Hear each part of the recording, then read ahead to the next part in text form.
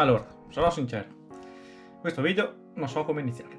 Punto primo, è il primo video che faccio praticamente con l'inquadratura appunto, come dire, campo visivo aperto, prima persona. Vi spiego molto semplicemente cosa mi è successo in questi giorni, in queste settimane, in questi giorni. E colgo l'occasione appunto per dire, che ringrazio ancora Rick per quella giornata lì e soprattutto per l'aiuto che mi ha dato.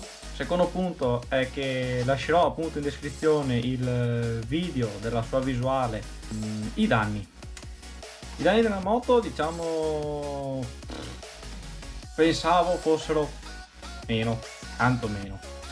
Invece mi sono ritrovato praticamente con 500 e passa euro di danni. Con questo cosa voglio dire? Che qualsiasi persona può calcolare un danno di una moto, non è che lo dico io perché è privato, questo e quell'altro, nel senso, vai da qualsiasi meccanico, dici quanto costa questo e questo e questo, dici fa l'elenco e sai più o meno quanto ho preso.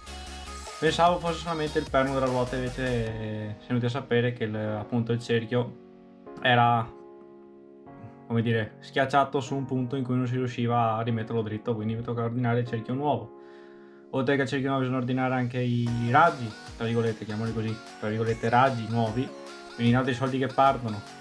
Il perno che anche quello, altri soldi che partono, più manodopera e tutto che serve dietro, totale di 500 euro, intorno ai 500 euro. Le forcelle in teoria sono dritte, il problema qual è? Per vedere le forcelle bisogna avere la ruota a posto, se la ruota non è a posto non si vedono le forcelle, ma vabbè lo stesso. Grazie ancora a Rick di tutto quello che mi ha dato come punto aiuto in quella giornata lì.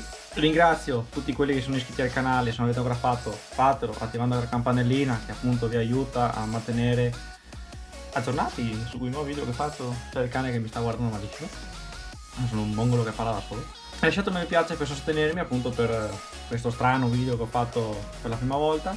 I danni, per verità a me, l'unica cosa che mi sono fatto prendere sono le cervicali, mi sono incognito le cervicali, infatti sono messo di merda. In teoria, quando voi vedete questo video, dovrebbe arrivare, tra virgolette, un mezzo molto speciale in cui non vedo l'ora di farci un video, quindi in teoria quando esce questo video lo starò registrando, spero di sì.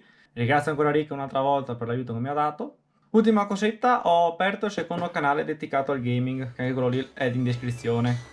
Bye bye.